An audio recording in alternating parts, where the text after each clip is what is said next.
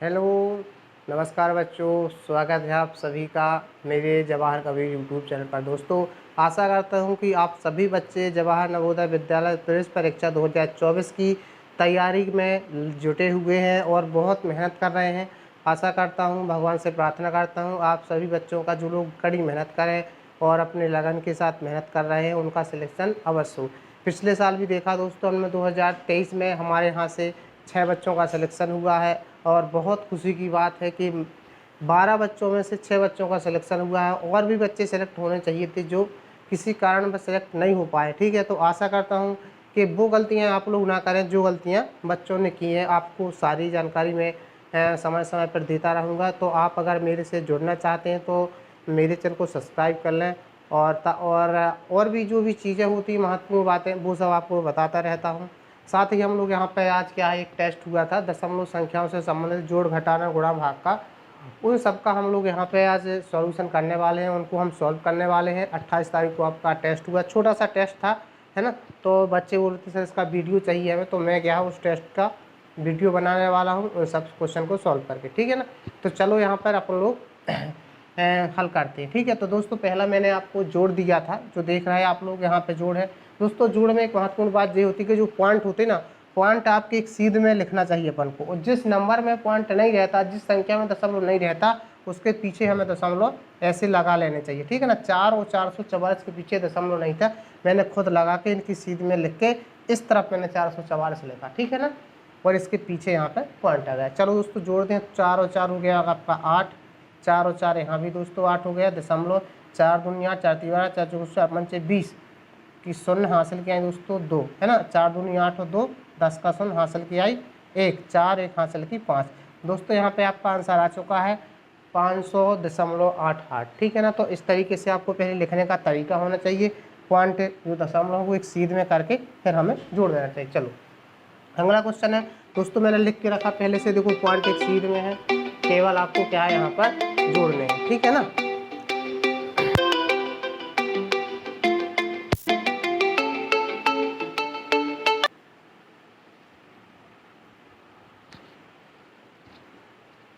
दोस्तों अगला क्वेश्चन है आपका 5 की 5 दोस्तों, 5 की 5 जे यहाँ पर 5 और 0 5 दोस्तों, यहाँ पर 0 का 0। ये तो बहुत आसान था, बस लिखने का तरीका सही हो आपका। क्या है, पॉइंट के सीध में पॉइंट पहले लिखो, पॉइंट के इस तरफ जो अंक है उनको उस तरफ लिखो, इस तरफ के अंक इस तरफ लिखो। बाकी अगर पॉइंट आप एक सीध में है तो बाकी अंक ऑटोमेटिक सेट हो जाते हो, आपका जोड़ एकदम राइट रहता। चलो यहाँ पे माइनस है दोस्तों, अब यहाँ पर 9 में से 2.5 घटाना है दोस्तों। अब इसमें क्या है, यहाँ दशमलव तो है ही नहीं है, लेकिन हमें इसमें दशमलव की संख्या दी गई घटाने के लिए। तो दोस्तों यहाँ पे क्या करें, अपन रख लेंगे पॉइंट, है ना, अपने से इसको लिखेंगे 2 पॉइंट यहाँ पर, 2 इस तरफ तो इस तरफ 2 लिखो, 5 इस तरफ है तो 5 को इस तरफ लिखो। दोस्तों यहाँ पे अपन क्या है, जितना अंक है यहाँ पर एक अंक है तो एक शून्य बना लो, अगर और भी अंक होते तो और भी शून्य बना लेते। ये जरूरी होता है घटाने के लिए, है ना। अपन घटाएं किससे, वहाँ पे शून्य बना लो, है ना। तो यहाँ पे शून्य में से 5 गई, 10 मानोगे तो 10 में से 5 गई 5 हासिल की, एक इसमें ऐड होगी 3 हो जाएगा, 9 में से 3 गई 6 बचे। ठीक है ना, और अगला दोस्तों देखो जो आंसर हो गया आपका 6.5। ये बहुत महत्वपूर्ण है, गुणा इसका बहुत महत्वपूर्ण है। गुणा में क्या करना दोस्तों, अपन को दशमलव भूल जा, पहले 14 गुणा 14 करें। 14 गुणा 14 जब करोगे, 14 चौको 56 की 66 की 5, 14 कम 14 5 19, 196 आ गया, 96 आ गया। ठीक है, तो अपन को क्या कितना आ गया, 196 आ गया। अब दशमलव कहाँ लग रहा है, बात जे आती है। ठीक है, तो इसमें दशमलव के बाद 1 2 3 अंक हैं, इसमें भी दशमलव के बाद 1 2 3 अंक हैं। टोटल दोस्तों जब गुणा का चिन्ह हो तो टोटल इस तरफ के जितने अंक है दशमलव के, इस तरफ है दशमलव के बाद जितने अंक, टोटल जोड़ो 3 3 कितना हो गया, 6 हो गया। ठीक है ना, तो यहाँ पे 3 अंक इस तरफ दशमलव के बाद है, 3 अंक इस तरफ दशमलव के बाद, टोटल 6 अंक है दशमलव के बाद। अब तो यहाँ पे तो केवल 3 अंक है, तो अपन क्या करेंगे, जितने अपन को और अंक की आवश्यकता उनके स्थान पर 0 बना के दशमलव लिखें। देखो 1 2 3 4 5 और 6, ये यहाँ पे आपका आंसर हो गया। ठीक है ना, तो सबसे पहले दशमलव भूल के गुणा करना है, तो दोनों तरफ के पॉइंट के बाद आपको अंक गिन लेने हैं और उतने अंक के बाद टोटल आपको दशमलव लगा देना। चलो यहाँ देखो, ये एक लंबा सा गुणा है तो बहुत आसान, ध्यान से देखना आप लोग। गुणा करना, 3 का 3 में करोगे 3 3 का 9, 9 का करोगे 3 में 9 3 27, 27 का करोगे बेटा 3 में तो आएगा कितना 81, 27 81, 81 का करोगे 3 में 243, 243 आएगा। ठीक है ना, कितना गया 243। अब देखो दशमलव कहाँ लगाना, देखो 1 अंक के बाद इसमें है, प्लस 2 अंक के बाद प्लस 3 अंक के बाद इसमें, टोटल 6 हो जाएंगे, 3 और 2 5, 1 6 अंक के बाद दशमलव लगना है, ठीक है ना। देखो यहाँ पर 1 अंक के बाद ऐसे एक 2 अंक के बाद इसमें 1 2 3 अंक के बाद इसमें, ठीक है ना। तो यहाँ पर 6 अंक के बाद लगना दशमलव, तो 1 2 3 4 5 और 6 यहाँ पर दशमलव लगा दो, यहाँ 0 रख दो, अच्छा लगने लगे। तो जी हो गया दोस्तों इसका आंसर, बहुत आसान है, ठीक। इसको दशमलव भिन्न में दशमलव संख्या को भिन्न में बदलना है तो आपको क्या करना है, सीधा सीधा पहले 75 लिखा, देखो एक पॉइंट के बदले 1 लिखा, बाकी 1 2 3 अंक हैं, इनके बदले 3 शून्य रखेंगे, पॉइंट के बदले 1 लिखा, पॉइंट के बाद जितने डिजिट हैं जितने अंक हैं उतने आपको 0 रखने, 1 2 3 0, ठीक है ना। 25 से कटता है, 25 से 75 और 25 चौको 100, यहाँ जाएगा दोस्तों 3/4 इसका आंसर, ठीक है ना। चलो अगला देखते हैं, चलो 6 का भाग कर लो 36 36 में है ना, 3636 में जब अब भाग करना अपन को, पहले भाग कर लो दशमलव भूल जाओ। 6 का किया अपन ने 36 36 में भाग, दोस्तों 6 छंग 36, यहाँ पे 0 उतारी आई 3, भाग में आएगा 90 से उतारी आई 6, 6 छंग 36 606 आ गया।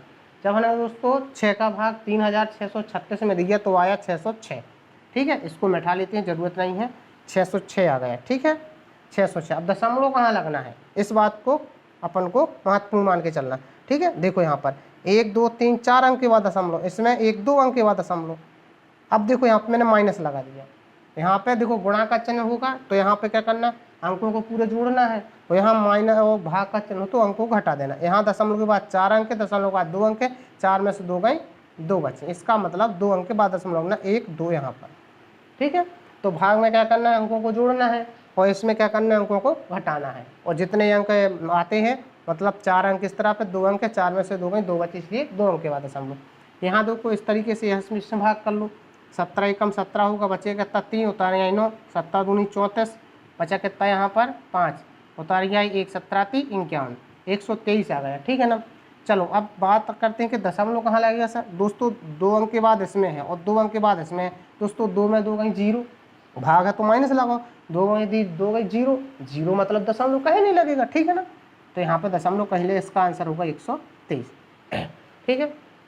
इसको करते भाग 5 का करो दोस्तों 25 में, पहले तो 5 आ जाएगा आंसर, सबसे पहले दशमलव भूलो आप तो भाग करो, 5 का किया 25 में 5 आ गया। दशमलव कहाँ लगेगा, देखो इसमें 1 अंक के बाद है, इसमें कहाँ है 3 अंक के बाद दशमलव है कि नहीं, 1 2 3 के बाद है कि नहीं, इसमें कहाँ 1 के बाद है, तो 3 में से 1 में से 3 घटाओगे 2 बचेगा माइनस का आपका, 1 में से 3 गई माइनस की 2 बची, 2 बची माइनस की, तुम 2 शून्य रख दो, पीछे जाना, माइनस मतलब पीछे जाना, दशमलव यहाँ से यहाँ पहुँच गया है ना, पीछे वो तो रहता ही है। अब माइनस का है तो माइनस पीछे बढ़ाएंगे, मतलब 2 अंक का पीछे चले गए पर, तो यहाँ पर 2 शून्य बढ़ा दिए, ठीक है।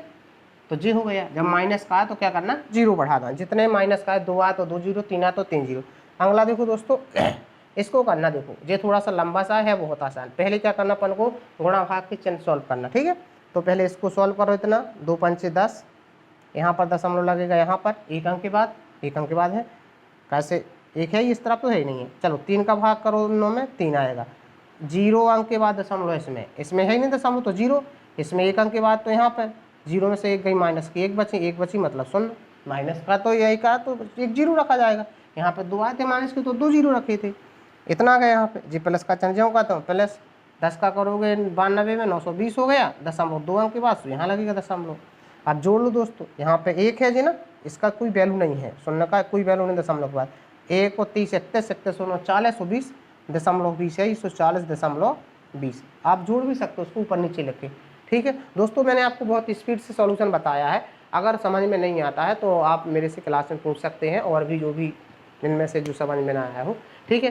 तो आशा करता हूँ आपको वीडियो बहुत अच्छा लगा हो, और अगर आप लोगों ने अभी तक चैनल को सब्सक्राइब नहीं किया तो चैनल आपको सब्सक्राइब कर लेना चाहिए, क्योंकि सारे जितने भी टेस्ट होंगे उनका सबका सॉल्यूशन है वीडियो के माध्यम से आपको देने वाला, और क्लास में भी समझाऊंगा। और जो बच्चे क्लास में नहीं आते हैं या ट्यूशन नहीं आ पाते हैं तो उनके लिए बहुत अच्छी बात है कि वो टेस्ट के माध्यम से भी बहुत सारी चीज़ें सीख पाएंगे, है ना।